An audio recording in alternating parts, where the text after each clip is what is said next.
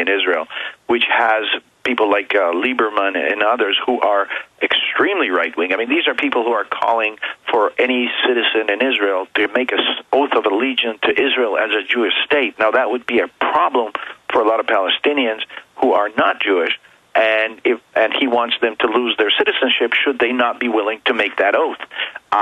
So that's the kind of people we're dealing with. So Netanyahu is caught between, the rock and the hard place. Even if he wants to compromise, he has to do it in a way that he shows that he's not losing face.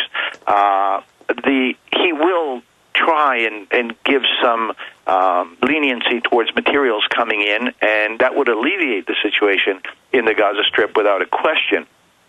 Turkey may, I don't think they will, but they may send, an escort, a military escort with those ships. Then the question is, do you actually confront them? Do you put Israeli ships to confront Turkish ships? That, I don't think, is something Israel would want to do. Now, the Turkish ships would not cross into Israeli the waters. They would probably stop in the in the international water on the line if that were to happen. Now, we're dealing with countries here that are easy to get, to heat up. Turkey, with all due respect, is not exactly your angel in the area. I mean, they're dealing with the Kurds in a way that nobody wants to. They're preventing them from their own languages, and there's a lot of things they have. They're not willing. Yeah, Turkey's got a military iron fist and basically a front government. And that's on record, and that's going to destabilize Turkey if they are put into a confrontation with Israel. Absolutely, and it's an internal problem that they have to solve too. And Radwan, who is trying to show a face to the Muslim world in what he's doing, is basically this whole situation has forced everybody in the whole arena to turn towards their extreme side and say, we're not on Israel's side. That's what they have achieved in this. So this is what Israel has achieved in their attack on the ship. Egypt, which was an ally to Israel for at least 3 years in this blockade, had to back off and open the border, between Gaza and Israel. Already 500 Palestinians had been allowed into Egypt, and they're allowing a lot more, something they had not done for the last 3 years under extreme pressure, from all the Arab world, and they have allowed it now. So basically it's kind of like, talk about shoot yourself in the foot. This is exactly what they have done. Had they stopped them out in the water, like you said before, with those what's called wet submarines, which is really a large torpedo with 2 or 3 or 6 seats in it, that people are, divers are in it with their oxygen tanks and whatever, they could have come close to the rear end of those ships and stopped them without nobody on board even knowing what happened. They could have boarded these ships in a way that would be a lot easier to handle. I mean, again, they basically almost started the riot by, they threw tear gas grenades first before they came off the helicopters, and then figured that's what's going to happen. And now some of them are saying, well, we came down with paintball rifles. Well, okay, even if they had paintball rifles, which I doubt, how does the guy on the ground know that what's aiming at him is a paintball rifle? Well, how do all these people get killed if it's paintball? Well, and here's the funny part. They say paintball rifles, but then they say, well, they shot at us. They say, but they didn't have any, the people in the ship did not have any weapons. They said, yeah, but they took some weapons from Israeli soldiers and then shot at them. Well, how is it that when the Israeli soldier shoots, it's a paintball rifle, and when he shot back, it's a real gun? It's amazing propaganda, but just to be clear earlier, we're going to break. We'll get the answer when we come back. You're saying that it's good the people were defending themselves, or that's a normal response. That's what I got from what you said before the last break. So stay there, sir. We'll come back, long segment, get your take on that. And then we'll overall talk about the state of Israel, period, and where you see the whole world going. Stay with us. We're on the march. The empire's on the run. Alex Jones and the GCN Radio Network. Hi, folks. This is Alex Jones asking you for a minute of your time to tell you about soap. Not detergents, but good old-fashioned pure soap made by the Cal Ben Soap Company, a family-owned and operated American company. My family, staff, friends, and radio listeners are constantly telling me how much they love these products for bath, hair, laundry, and dishes. There is nothing like these factory-direct, big money-saving, triple-concentrated soaps anywhere. Get a free detailed catalog by calling 800-340-7091 or see them online at 5starsoap.com or Infowars.com. Let's talk to the owner of 5 Star Soap, Marty Schachter, and see what he has to say. As founder and owner for over 63 years, people keep asking me, how's business?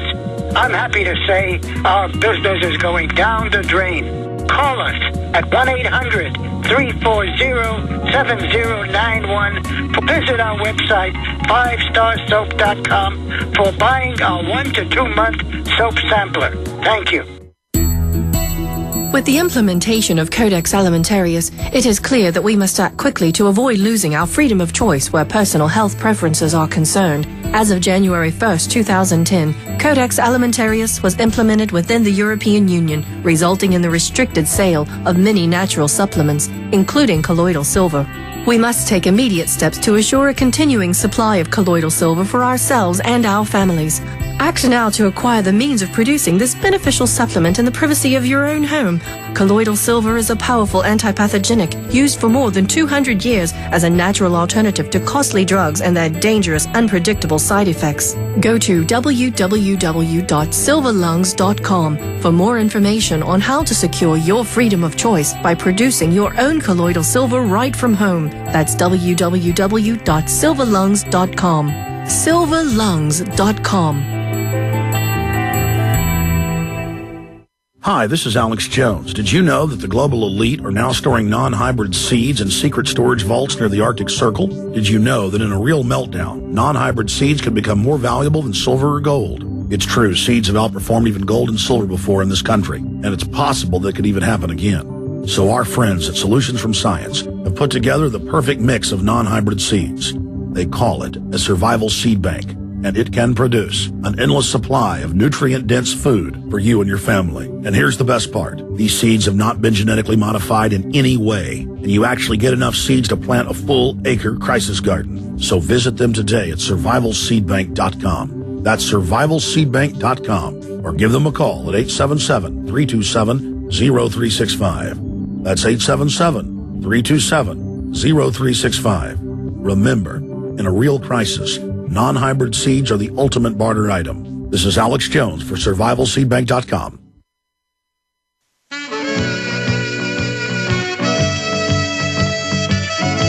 We're going back to our guest here in a moment. I may even keep him a little bit in the next hour if he can do it, to take a few calls at 1-800-259-9231. Wanted to remind you we have an online video bookstore shopping cart at Infowars.com. And my film, Fall the Republic, exposes how there's a global corporate takeover of every sovereign nation on Earth, and how these big banks have sold derivatives to the nation states. This is just a form of neo-colonialism and a stealth empire. And if we're aware of this system, it will not succeed. And it's already in deep trouble. So be sure and get Fall the Republic, available at Infowars.com. A 2-hour film with expanded extras. Such an important documentary. Jason Bermas's Invisible Empire, A New Order Defined, just came out about a month and a half ago, getting into the globalists and their overall master operation. And, of course, a solution video, Don't Tread on Me, Rise of the Republic, with myself, Michael Bagneric, Charles Key, Edwin Vieira, and many others. And it gets into the 10th and 9th Amendment, how to take the states back and how to save our country. Such an important film. Where were you during the Second American Revolution? Don't Tread on Me, available at Infowars.com or by calling toll-free 888-253-3139. Or you can also write to us at P.O. Box 19549, Austin, Texas, 78760. When you're on the site, check out some of the specials and combos. We've got videos as low as $5.95 a piece, and your purchase of the films also makes this broadcast possible. You can also see all my films and a lot of other films like Don't Tread on Me at prisonplanet.tv. If you're a member at prisonplanet.tv, we also stream the live show. One other sponsor I want to tell you about is Weapons Universe. We have a great sponsor. You're going to love these folks of everything you can imagine for your self-defense need. And you need to go to weapons-universe.com, weapons-universe.com. Whether you need knives, stun guns, blowguns, collapsible batons, they have it all at weapons-universe.com. They have authentic movie replica swords like the one made out of folded steel from the movie Conan. They sent me one. It's awesome, made in Spain. This is nice stuff. You won't find a better selection of brand-named like Cold Steel, Spy, Draco, and Smith & Wesson. Weapons-universe.com is the largest selection and some of the best prices you'll find anywhere. Weapons-universe.com, or check on the link at Infowars.com. You'll be glad you did. Weapons-universe.com. And speaking of great info, because they tried to censor his best-selling books, he set up the bookpatch.com. Victor Ostrovsky, again, former Israeli naval commander and then Mossad case officer, commander. Tell us about the bookpatch.com. Well, the Book Patch is a website